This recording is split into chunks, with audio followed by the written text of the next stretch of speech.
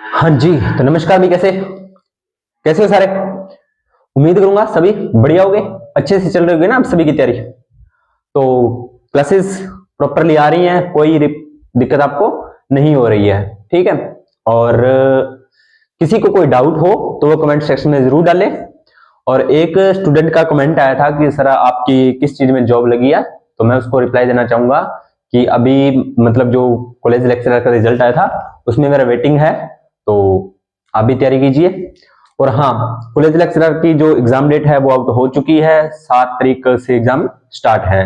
Railway group D की आपको पता है एग्जाम डेट आउट हो चुकी है, उसका भी आपको पता है। उसके बाद में आपको मैं एक चीज बताना चाहता था जो मैं डेली बताता हूं। देखो क्या है कि रेलवे ग्रुप डी में आपकी 30 नंबर की साइंस आती है, मैथ, रीजनिंग और जीके। तो मैं आपको जो चीज समझाना चाह रहा हूं थोड़ी सी वो समझ लो, उसके बाद में अपना टॉपिक शुरू करते हैं। 25 नंबर की रीजनिंग आएगी, 25 नंबर की मैथ आएगी, और 25 नंबर की आपकी 30 नंबर की आपकी साइंस आएगी, और 20 नंबर का आपका जीके का पोर्शन आएगा। अब देखो इसमें क्या होता है, जो बैंकिंग की, एसएससी की जो बच्चे तैयारी कर रहे होते हैं वो इस 50 नंबर वाले पोर्शन को पूरा कर लेते हैं, 50 नंबर वाले पोर्शन को पूरा कर लेते हैं। और 20 नंबर वाला को, ये 20 तो कोई कवर कर ही नहीं पाता, ठीक है। इस 20 में से मान लीजिए 15 मैक्सिमम कोई कवर कर लेते हैं। 65 नंबर में सिलेक्शन नहीं होता, 65 नंबर में, क्योंकि आपको पता 32,000 पोस्ट है और करोड़ों में फॉर्म भरे गए हैं, तो 65 नंबर से सिलेक्शन नहीं होगा। अब फायदा क्या है, जिन बच्चों की 30 नंबर की साइंस तैयार है, और साइंस में आप 30 में से 30 ला सकते हो अगर आप रूटीन से तैयारी करते हुए आ रहे हो। अब आप तैयारी करोगे तो मुश्किल है भाई, क्योंकि एग्जाम डेट आउट हो चुकी है, 27 से तो एग्जाम शुरू है। और फिर भी अगर आप 30 में से कुछ 15-20 नंबर लाना चाहते हो, सिलेक्शन के नजदीक जाना चाहते हो, तो मेरी प्लेलिस्ट बनी हुई है, उसमें क्वेश्चन आंसर करवाए हुए हैं मैंने, वो सारे आप देख लो, वहां से आपको 15 से 20 क्वेश्चन उस प्लेलिस्ट में से आपको मिल जाएंगे, ठीक है। चलिए अब अपने करते हैं टॉपिक अपना जो शुरू करते हैं, ठीक है। तो अपने बात कर रहे थे पादप जगत की। पादप जगत में मैंने आपको करवाया था 5 जगत बताए थे। कौन कौन से बताए थे, यहां पर लिख देता हूं वैसे। थैलोफाइटा, थैलोफाइटा, ब्रायोफाइटा, ब्रायोफाइटा, और टेरिडोफाइटा। उसके बाद में मैंने आपको करवाया था जिम्नोस्पर्म, और उसके बाद में करवाया था एंजियोस्पर्म।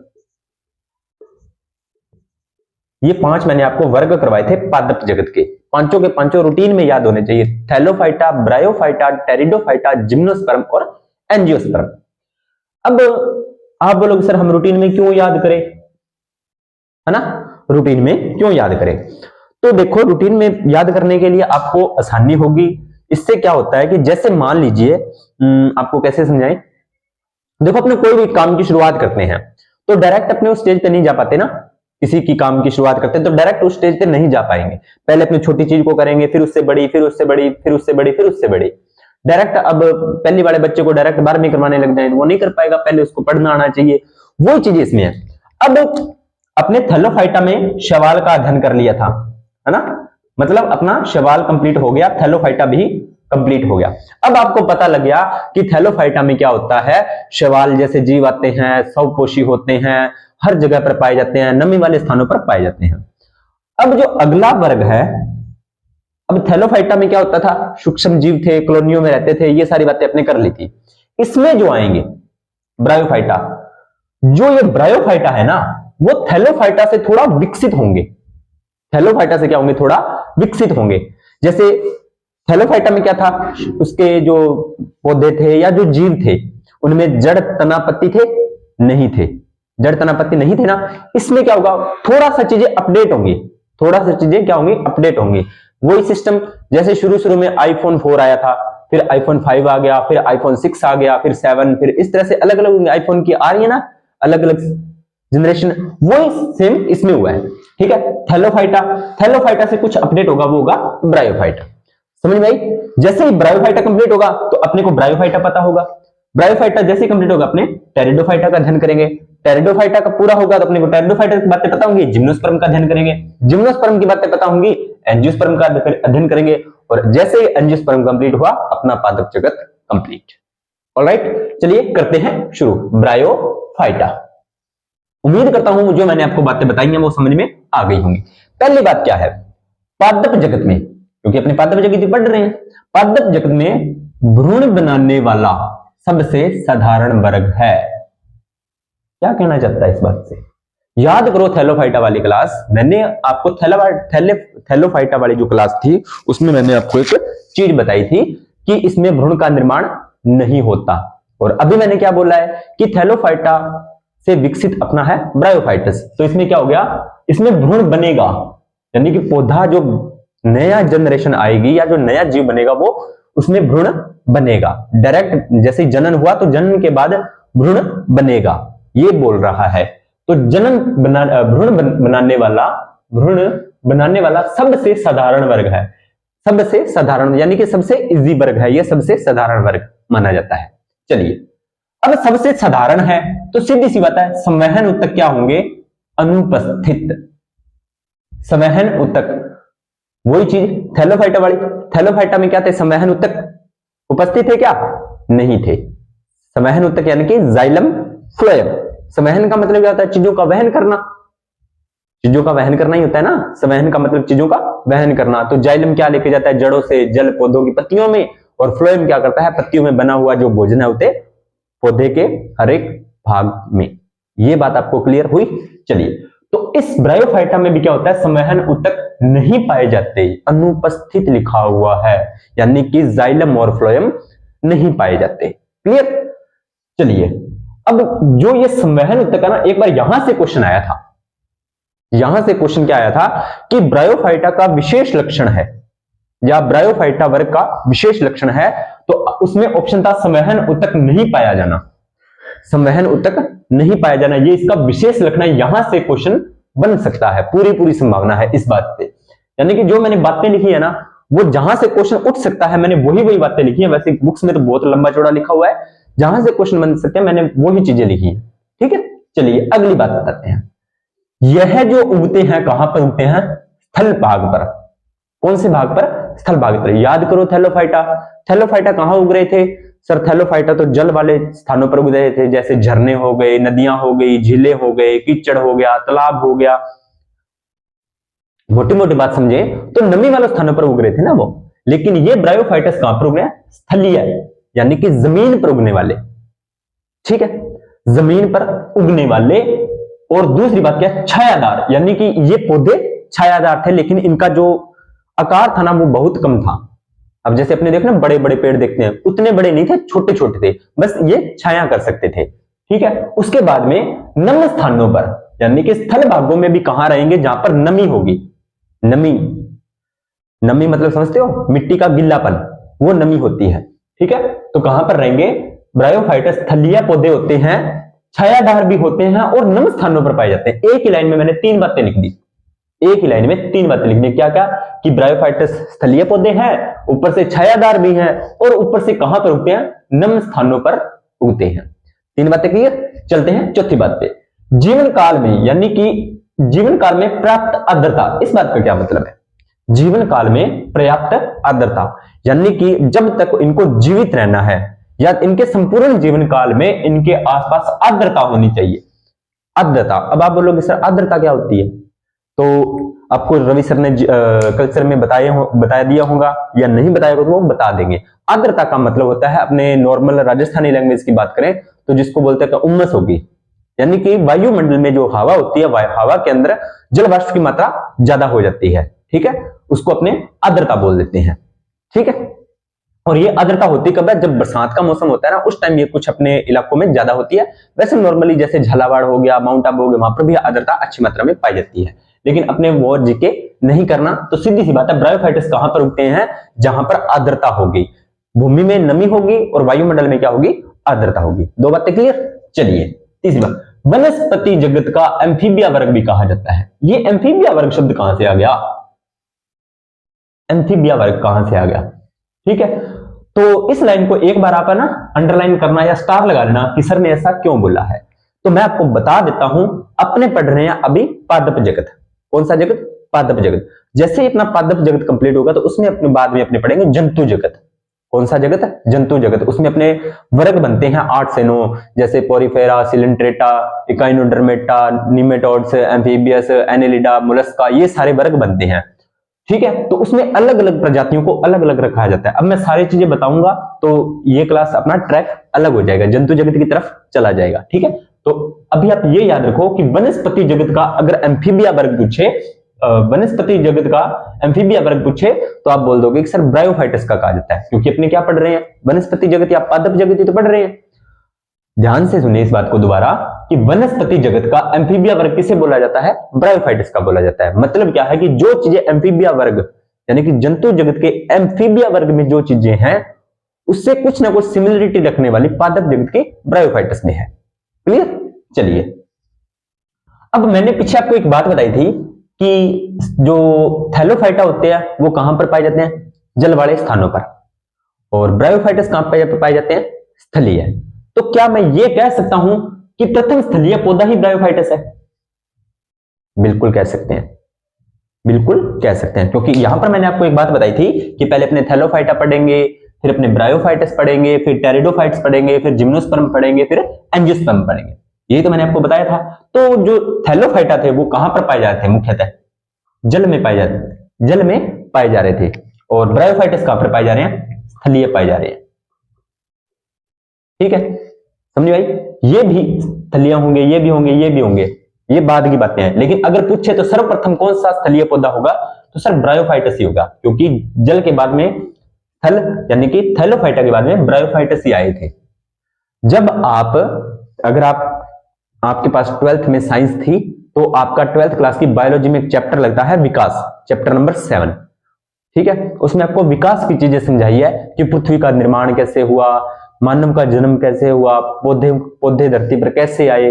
तो ऐसे नहीं है कि जैसे हम आज थे वैसे वैसे ही पहले थे, नहीं, ऐसा नहीं था। चीजें धीरे धीरे वायुमंडल के अनुसार, अनुकूलन के अनुसार चीजें विकसित हुई। तो उसी के साथ साथ ही तो ये चीजें विकसित हुई हैं, यानी कि धरती पर पहले थैलोफाइटस आए, फिर ब्रायोफाइटस आए, फिर टेरिडोफाइट्स आए, फिर जिम्नोस्पर्म्स आए, फिर एंजियोस्पर्म्स आए। इस प्रकार से चीजें सीरीज में चलती हैं। तो अपने अभी ब्रायोफाइटस ही पढ़ रहे हैं।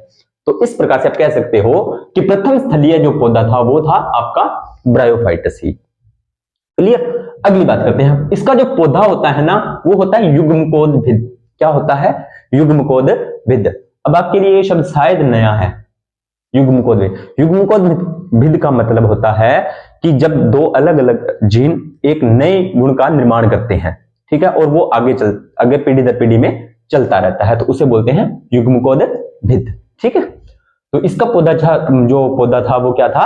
युग्मकोद्भिद था। कैसा था? युग्मकोद्भिद था। चलिए, इसके सदस्य क्या होते हैं, यानी कि ब्रायोफाइटस के जितने भी पौधे होते हैं वो आकार में छोटे होते हैं। पीछे अपनी बात कर ही चुके हैं, है ना? मैंने जो आपको पीछे आपको बता दिया था कि आकार में कैसे होते हैं, ये आकार में छोटे होते हैं।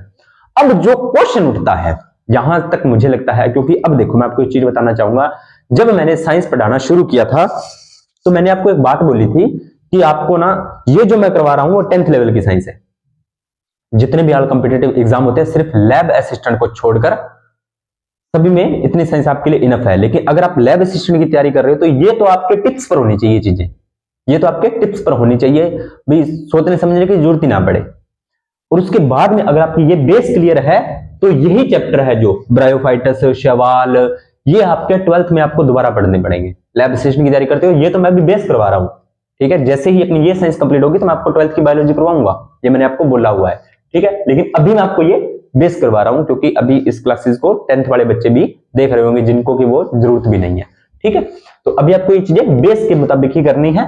और जब ब्रायोफाइटस को इसमें तो अपने एक स्लाइड में कंप्लीट कर लेंगे, लेकिन जब आप 12th की साइंस करते हो तो उसमें एक स्लाइड में कंप्लीट होने वाला काम नहीं है, कम से कम 5 या 6 स्लाइड बनेगी उसमें। ठीक है, चलिए, वर्ग का सबसे बड़ा पौधा, क्वेश्चन आ सकता है, स्टार लगा लेना। वर्ग का सबसे बड़ा पौधा पूछेगा क्या कि टेरिडोफाइट का ब्रायोफाइटस का सबसे बड़ा पौधा कौन सा है? ब्रायोफाइटस का सबसे बड़ा पौधा कौन सा है? तो आप बोलोगे डोसोनिया। कौन सा? डोसोनिया। अब देखो एक चीज मैं और बता देता हूं, कुछ बच्चे इंग्लिश मीडियम वाले बच्चे भी इस क्लास को देख रहे होंगे। ठीक है, अब बच्चे बोलेंगे कि सर हमने तो डोसोनिया पढ़ा था कहीं, और कुछ बोलेंगे कि सर हमने तो डासोनिया पढ़ा था।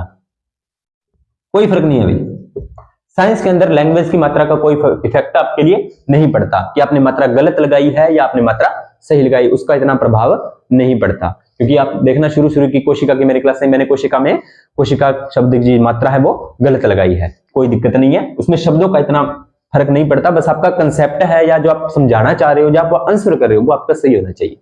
ठीक है, ये चीजें मैटर करती है हिंदी और इंग्लिश लैंग्वेज में।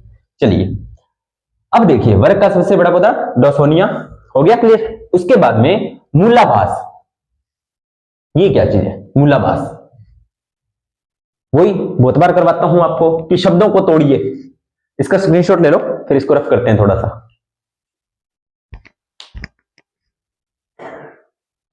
हाँ जी, हो गया स्क्रीनशॉट। चलिए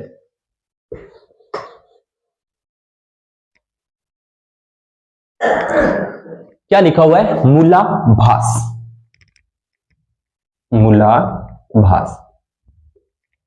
अब आपके लिए शब्द शायद नया लग रहा होगा, लेकिन रवि सर की अगर आपने क्लासेस देखी तो उन्होंने सर ने आपको संधि करवाई थी, शब्दों को तोड़ना बताया था। तो अपने भी तोड़ देते हैं, थोड़ी बहुत तो हिंदी में ही आती है ना, तो तोड़ दो भाई शब्दों को। मूल प्लस आभास। मूल का मतलब होता है यहां पर जड़ से, इससे जड़ से, और आभास का मतलब होता है कि रियलिटी ना होना, सिर्फ आभास होना, जैसा प्रतीत होना भी ये चीज है, वही है। तो ये कह रहा है कि मूलाभास, मूलाभास यानी कि इसके अंदर वास्तविक मूल तो नहीं पाई जाती। शब्द ही बता दिया अपने को, यानी कि वास्तविक जड़ें नहीं पाई जाती। पहली बात आपको ये ध्यान में, वास्तविक जड़ें नहीं पाई जाती। तो सर आप बोलोगे सर थैलोफाइटा में फिर इसमें फर्क क्या होगा? जड़ें तो उसमें भी नहीं थी, उसमें जड़ें थी ही नहीं, जड़ों का नाम निशानी नहीं था, लेकिन इसमें जड़ों के समान संरचनाएं पाई जाती हैं। अपने को प्रतीत होगा कि इसमें जड़ें हैं, लेकिन वो वास्तविक जड़ें नहीं होती, आभासी जड़ें होती हैं, आभासी मूल होती है।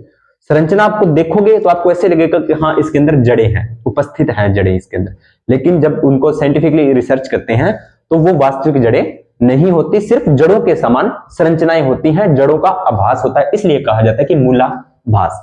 अब वास्तविक जड़ें नहीं है, इतनी बात आपको क्लियर होगी इसी शब्द के आगे, यानी कि जड़ें तो इसके अंदर नहीं है। मूलाभास के अलावा पौधे के सभी भागों में क्लोरोफिल पाया जाता है, यानी कि जड़ों में या मूलाभास में क्लोरोफिल नहीं पाया जाता, बाकी सभी भागों में, जैसे तना हो गया, पत्ती हो गया, बाकी भाग बचे क्या? जड़, तना, पत्ती, क्योंकि पौधा अभी पूर्ण विकसित नहीं है, पुष्प और फल तक तो अपने पहुंचे ही नहीं। तो तीन ही चीजें पड़ी हैं पौधे के अंदर, जड़, तना, पत्ती, यानी कि अब तने में और पत्ती में क्लोरोफिल पाया जाएगा। अब ये तो एग्जामिनर है या जिसने बुक बनाई है वो हमें कंफ्यूज कर रहा है, कोई नई बात नहीं है। जब उसने बोल ही दिया कि हम पादप जगत पढ़ रहे हैं, जब हम पादप जगत पढ़ रहे हैं तो नेचुरल सी बात है पादपों के अंदर क्लोरोफिल होगा, क्लोरोफिल होगा तो वो स्वपोषी होंगे, कोई नई बात नहीं है। उसने फिर भी ऐड कर दिया कि हाँ इसमें क्लोरोफिल पाया जाता है, तो क्लोरोफिल तो पाया जाएगा, नई बात क्या है ना। पौधों के सभी भागों में क्लोरोफिल पाया जाता है, जिसकी वजह से ये स्वपोषी होते हैं, प्रकाश संश्लेषण करते हैं। ये बातें आप पढ़ पढ़ के बोर हो चुके हो, कोई बात नहीं। जनन होता है इसमें, रिप्रोडक्शन सिस्टम, यानी कि इसमें जनन कैसा होता है? तो जनन होता है प्यारे बच्चों विखंडन, बता चुका हूं। अब आपको कुछ नाम याद रखने हैं, जब आप 12th की बायोलॉजी करोगे तो उसका डिटेल से आपको करवाया जाता है, क्योंकि आपके ये सिलेबस से आउट ऑफ सिलेबस है। जेमा में क्या होता है, ट्यूबर में क्या होता है, प्रोटोनिमा में क्या होता है, तो वो आपको नहीं पढ़ना। विखंडन, जेमा, ट्यूबर, प्रोटोनिमा और पत्र प्रकलिका, ठीक है, ये जनन के प्रकार होते हैं। करवाने को मैं करवा सकता हूं, कोई दिक्कत नहीं है, लेकिन वो आउट ऑफ सिलेबस चला जाएगा, तो उसको लैब असिस्टेंट बच्चों वालों के लिए ये महत्वपूर्ण है। तो जब मैं 12th की बायोलॉजी करवाऊंगा तब उनको ये विस्तार से चीजें मैं बताऊंगा, उसमें कोई दिक्कत नहीं है। लेकिन 10th वालों बच्चों के लिए सिर्फ आपको जनन के एक दो नाम याद रखने चाहिए, उसमें भी शायद ज्यादातर विखंडन पूछा जाता है और एक आपका प्रोटोनिमा पूछा जाता है। ये दो एग्जाम में अभी तक मैंने एग्जाम के अंदर ये क्वेश्चन देखा है, बाकी इतना डीपली वो नहीं जाता, एग्जाम में इतना डीपली नहीं जाता, क्योंकि उसके पास साइंस बहुत लंबी चौड़ी पड़ी है, ठीक है। पर फिर भी किस्मत का क्या भरोसा है, कहीं से भी कुछ भी पूछ सकता है एग्जामिनर, क्योंकि एग्जाम आपको पास करने के लिए नहीं, आपको फेल करने के लिए बनाया जाता है। चलिए, छोटे थैलस नुमा होते हैं, यानी कि पौधे थैलस नुमा ही होते हैं। जड़, तना, जड़ का आभास होता है, मूलाभास होता है, तने व पत्तियों के समान रचनाएं पाई जाती हैं। क्लियर हो गया? मूलाभास, देखो शब्दों में यहां पर मैंने क्या बोला, एग्जामिनर आपको कंफ्यूज करता है, यहां पर मूलाभास दे दिया और यहां पर लिख दिया तने व पत्तियों की समान रचना पाई जाती है, तो सीधा ही लिख देता भाई जड़, तना, पत्ती की समान संरचना पाई जाती है, पर नहीं, उसने कंफ्यूज करना है चीजों को, ठीक है। तो तने के समान भी संरचना पाई जाती है, पत्तियों के समान भी संरचना पाई जाती है। अब थोड़ा सा इसमें डिफरेंस देखो, थैलोफाइटा में क्या था? थैलोफाइटा में थैलोफाइटा में जो उसका शरीर था वो सिर्फ थैलस के समान था, यानी कि ना तो उसमें जड़ का पता लग रहा था, ना तने का पता लग रहा था और ना ही पत्ती का पता लग रहा था। लेकिन इसमें क्या हो रहा है, मूलाभास यानी कि मूल का आभास हो रहा है। तने के समान संरचना यानी कि वास्तविक तना नहीं लेकिन उसके समान रचना पाई जा रही है। पत्तियों के समान संरचना यानी कि पत्तियों के समान भी संरचना पाई जा रही है, यानी कि आप उसे देखकर बता सकते हो कि ये इस पौधे का जड़ है, ये इस पौधे का तना है और ये इस पौधे की पत्ती है। ठीक है, तो ये चीज आपको क्लियर हो गई होगी। अब कई बच्चे बोलेंगे सर हमें 3D एनिमेशन से समझाओ, तो 3D एनिमेशन से कैसे समझाएंगे, 2D अपने पास बोर्ड है तो 3D एनिमेशन मैं नहीं समझा सकता। हाँ, आपके पास फोन है तो आप गूगल करके इसके डायग्राम देख सकते हो। अगर फिर भी आपको लगे तो आप गूगल करो और इसके डायग्राम देख लो ब्रायोफाइटस के, आपको क्लियर हो जाएगा। ठीक है, फोन में इंस्टा वगैरह देखते हो तो थोड़े से 2 चीजें ये भी देख लिया करो। उसके बाद में देखो, जड़ों के समान संरचना पाई जाती है जिन्हें बोलते हैं मूलाभास, पढ़ लिया। पौधे के स्थिर रखना, अब जड़ का काम क्या है, पौधे को स्थिर रखना, जल व खनिज लवणों का अवशोषण करना, कब से पढ़ते हुए आ रहे हैं, कोई नई बात है इसके लिए नहीं है। ठीक है, उसके बाद में देखो पीढ़ी एकांतरण पाया जाता है। इसमें क्या पाया जाता है, पीढ़ी एकांतरण। पीढ़ी एकांतरण इसमें पाया जाता है, वो भी पूर्णतः स्पष्ट, पूर्णतः स्पष्ट। अब आप बोलोगे सर पीढ़ी एकांतरण क्या होता है, तो जो आपका युग्मकोद्भिद और बीजाणुद्भिद है वो दोनों ही इसमें पाए जाते हैं, यानी कि पीढ़ी का एकांतरण होता है, पहले युग्मकोद्भिद, बीजाणुद्भिद, युग्मकोद्भिद, बीजाणुद्भिद, ये पीढ़ी एकांतरण, यानी कि एक पीढ़ी में युग्मकोद, एक में बीजाणुद, एक में युग्मकोद, इस तरह से पीढ़ी दर पीढ़ी इसमें एकांतरण पाया जाता है, तो इसे बोलते हैं पीढ़ी एकांतरण। चलिए, एग्जाम में जहां से क्वेश्चन उठेंगे वो इसमें 2 या 3 क्वेश्चन उठते हैं, और एक मोस्ट इंपॉर्टेंट जहां से क्वेश्चन उठना ही उठना है, जहां तक मुझे लगता है एग्जामिनर क्वेश्चन उठाता है, वो मैं आपको बताऊंगा क्वेश्चन क्या है, मृदा प्रदन। अब देखो इसके लिए फायदा, अब इसके मतलब महत्व पूछ रहा है ब्रायोफाइटस के भी क्या क्या महत्व है, तो मृदा प्रदन को रोकने में, है ना। मृदा प्रदन क्या होता है, भूमि जो मृदा होती है उसका कटाव होना, जल के द्वारा भी होता है, उपजाऊ भूमि का कटाव होना मृदा प्रदन होता है। ये आपको आपदा प्रबंधन वाले टॉपिक में मैंने आपको करवा दिया है। ठीक है, जल अवशोषण की क्षमता अधिक होने के कारण, यानी कि ब्रायोफाइटस में क्या होती है, जल को अवशोषित करने की क्षमता होती है वो बहुत अधिक होती है, इसलिए ये बाढ़ को रोकते हैं, बाढ़ को रोकने में भी हेल्प करते हैं। बाढ़ में क्या होता है, बहुत मैंने आपको जो आपदा प्रबंधन वाला टॉपिक है वो मैंने आपको करवाया हुआ है, तो उसमें बाढ़ मैंने अच्छे से समझाई हुई, बाढ़ में क्या होता है, कैसे आती है, सर्वाधिक बाढ़ कहां होती है, कहां नहीं होती है, तो वो आप जाकर वहां पर देख सकते हो। उसके बाद में देखें तो बाढ़ में क्या होता है, ज्यादा पानी होता है, यानी कि पानी की मात्रा बहुत अधिक हो जाती है। अब उस पानी को कहीं ना कहीं तो ऑब्जर्व होना ही पड़ेगा, तभी तो पानी के अंदर कमी आएगी, तभी तो बाढ़ रुकेगी। तो ये बोल रहा है कि ब्रायोफाइटस में जल अवशोषण की क्षमता होती है वो बहुत अधिक होती है, और इस अधिक क्षमता की वजह से इनका जो महत्व, मुख्यतः अपने लिए महत्व होता है, वो बाढ़ रोकने में सहायक होता है। लो जी, ये तो है नॉर्मल बातें जहां से एग्जाम में क्वेश्चन नहीं आता। क्वेश्चन आएगा कहां से, वेरी वेरी इंपॉर्टेंट लगा लो, स्फेगनम को। इसको स्फेगनम, स्फेगनम का उपयोग कहां पे किया जाता है, पहला तो किया जाता है ईंधन के रूप में। किसके रूप में, ईंधन के रूप में। किसके रूप में, ईंधन के रूप में स्फेगनम। दूसरी बात क्या है, एक जाति है, जनजाति कह सकते हैं, एसिक्मो, एसिक्मो, एसिक्मो एक जाति है या जनजाति है, वो क्या करती है, चिराग की बत्ती बनाने में, यानी कि चिराग अपने आजकल तो इतना नहीं फेमस है, लेकिन पुराने टाइमों में क्या होता था, घरों में जब लाइट्स नहीं होती थी तो लालटेन, चिमनी, वो चीजें उपयोग करते थे, तो वहां पर उनको लाइट मतलब प्रकाश उत्पन्न करने के लिए चिराग उपयोग किया जाता था, और उस चिराग की बत्ती बनाने के लिए स्फेगनम का प्रयोग किया जाता था। दूसरी बात, एग्जाम में एक बार क्वेश्चन क्या आया था, वो क्वेश्चन आप ध्यान से सुन लो या नोट डाउन कर लो। क्वेश्चन क्या आया था कि प्रथम विश्व युद्ध के अंतर्गत, यानी कि जब प्रथम विश्व युद्ध हुआ था उसमें जो सैनिक घायल हुए थे, तो उसमें कौन से ब्रायोफाइटस का उपयोग किया गया था, ये क्वेश्चन आया था। और मुझे ये ध्यान में नहीं है अभी कौन से एग्जाम में आया था, क्योंकि मैंने बहुत एग्जाम दे दिए हैं, वो मैं आपके साथ शेयर कर चुका हूं कौन कौन से एग्जाम दिए हैं। तो उसमें क्वेश्चन ये आया था कि प्रथम विश्व युद्ध के दौरान कौन से ब्रायोफाइटस का उपयोग सैनिकों ने अपने घाव भरने के लिए किया गया था, तो वो था प्यारे बच्चों स्फेगनम।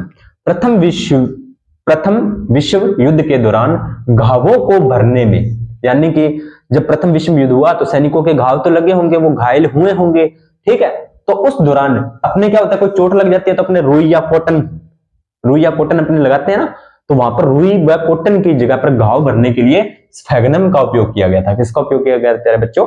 स्फेगनम का उपयोग किया गया था। अब उसके बाद में एक और है इसकी प्रजाति मास। ये मास वो नहीं है मेरी जंग वाला, दम है तो रोक ले, वो बड़ा नहीं है भाई, ये पौधे का नाम है मास। ठीक है, तो जो मास है इसका उपयोग किया था एंटीसेप्टिक में। इसमें एंटीसेप्टिक। अब एंटीबायोटिक्स के बारे में मैं आपको बता चुका हूं कि एंटीबायोटिक्स क्या होती है, कैसे काम करती है, ये सारी चीजें मैं आपके साथ अच्छे से शेयर कर चुका हूं। ठीक है, तो एंटीसेप्टिक क्या होती है? एंटीसेप्टिक होती है जैसे डेटॉल हो गई, आपने देखी होगी घरों में, हाइड्रोजन पेरोक्साइड हो गई जिसे सिप्रिड बोलते हैं। ठीक है, तो ये एंटीसेप्टिक होती है। जैसे अपने चोट लगती है तो वहां पर अपने उस जख्म को पहले साफ करते हैं, वो होती है एंटीसेप्टिक। तो मास का उपयोग एंटीसेप्टिक में किया गया।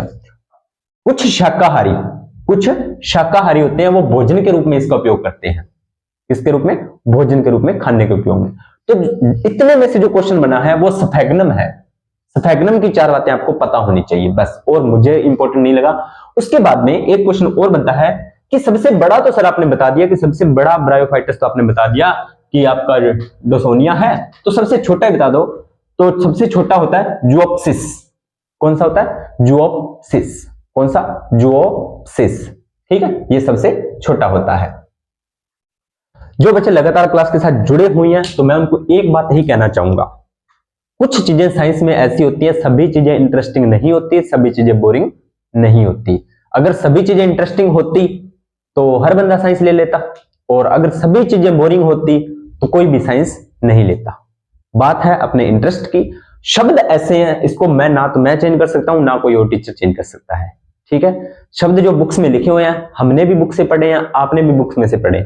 मैं जो पढ़ाता हूं ऐसे तो है नहीं, मैं शुरू से ही सीख के आया हूं। मैंने भी कहीं ना कहीं मेरे भी टीचर से सीखा होगा, ठीक है, बुक्स में से पढ़ा होगा, तो मैंने भी वही चीजें की हैं। बस चीज बात ये है, शब्दों को अपने नहीं चेंज कर सकते। अब कई बच्चे बोलते हैं सर आपको इतने शब्द कैसे याद है, तो मैंने लिख लिख के याद किए हैं, आप भी लिख लिख के कर सकते हो, कोई बड़ी बात नहीं है, याद करना कोई बड़ी बात नहीं है।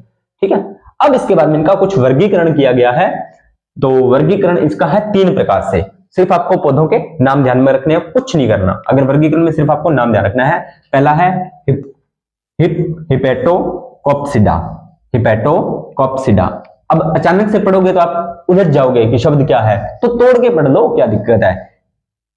हिपेटोकॉप्सिडा, बस हिपेटोकॉप्सिडा। इसको बोलते हैं लिवरवर्ट। क्या बोलते हैं? लिवरवर्ट। ये आपको ध्यान में होना चाहिए। यहां से क्वेश्चन पूछ सकता है डायरेक्ट कि हिपेटोकॉप्सिडा का दूसरा नाम क्या है या किस नाम से जाना जाता है, तो आप बोल सकते हो कि लिवरवर्ट, और लिवरवर्ट का दूसरा नाम हिपेटोकॉप्सिडा, बस। उसके बाद में है दूसरा है एंथोसिरो। ये देखो कितना बड़ा नाम है, एंथोसिरोटोप्सिडा। एंथोसिरोटोप्सिडा। एंथोसिरोटोप्सिडा। इसका दूसरा नाम क्या है? इसका हॉर्नवर्ट। उसका लिवरवर्ट, इसका हॉर्नवर्ट, बस, कोई बड़ी बात नहीं है। तीसरा है ब्रायोप्सिटा। कौन सा? ब्रायोप्सिटा, और इसे बोलते हैं मॉस। वही, कोई बड़ी बात नहीं है। इसमें अगर नाम याद रहे तो ठीक है, अदरवाइज कोई लंबी चौड़ी बात नहीं है। ठीक है, तो इसमें जो पौधे आते हैं वो एक तो आता है रिक्सिया। कौन सा? रिक्सिया। दूसरा आता है मार्केंशिया। रिक्सिया, मार्केंशिया और पोरेला। रिक्सिया, मार्केंशिया और पोरेला। जब आप बीएससी करते हो, बीएससी फर्स्ट ईयर में इसको आपको अच्छे से डिटेल समझाई जाती है। बीएससी, जब आप बीएससी फर्स्ट ईयर में होते हो तो वहां पर आपको पूरे अच्छे से इसके बारे में समझाया जाता है, अलग अलग एक एक के बारे में। ठीक है, और एंथोसिरोटोप्सिडा की बात करें तो उसमें है एंथोसिरोस। नाम से ही पता लग रहा है, एंथोसिरोस, बस, कुछ नहीं याद रखना। और ये आप जरूर याद रख लेना कि स्फेगनम है वो कौन से वर्ग का है, तो ब्रायोफाइटा के, ब्रायोप्सिडा के। स्फेगनम कहां पर, किस वर्ग में है या किस उपवर्ग में है? वर्ग भी बोल सकता है, उपवर्ग भी बोल सकता है, तो आप बोल दोगे ब्रायोप्सिडा, या मास वर्ग का है जो स्फेगनम है। कौन से वर्ग का है? मास वर्ग का। एक क्वेश्चन आपका ये बनता है। ठीक है, और कुछ भी याद नहीं करना। अब एग्जाम में क्वेश्चन कहां कहां से उठ सकते हैं उस लाइनों को नोट डाउन कर लो। तो पहला क्वेश्चन है, पादप जगत में भ्रूण बनाने वाला पहला ब्रायोफाइटस। पहला क्वेश्चन, स्वहन उत्तक अनुपस्थित विशेष लक्षण है, स्पेशल अंडरलाइन करके हुए बुक में लिखा हुआ है। तो दूसरा क्वेश्चन, सर्वाधिक नहीं, सॉरी, प्रथम स्थलीय पौधे। तीसरा क्वेश्चन। और वनस्पति जगत का एम्फीबिया वर्ग, चौथा क्वेश्चन। और सबसे बड़ा पौधा डोसोनिया, पांचवा क्वेश्चन। और मूलाभास और तने पत्तियों वाला, छठा क्वेश्चन। और जड़ों के समान संरचनाएं पाई जाती है, इसमें कुछ विशेष बात नहीं है। और सातवां ईंधन के रूप में, आठवां चिराग व बत्ती के रूप में, नौवां प्रथम विश्व युद्ध, 10वां सबसे छोटा है जुओप्सिस, और 11वां ब्रायोप्सिडा मास स्फेग्नम। बस इस स्लाइड से 11 से 12 क्वेश्चन निकल के आते हैं और इसमें कुछ भी नहीं है।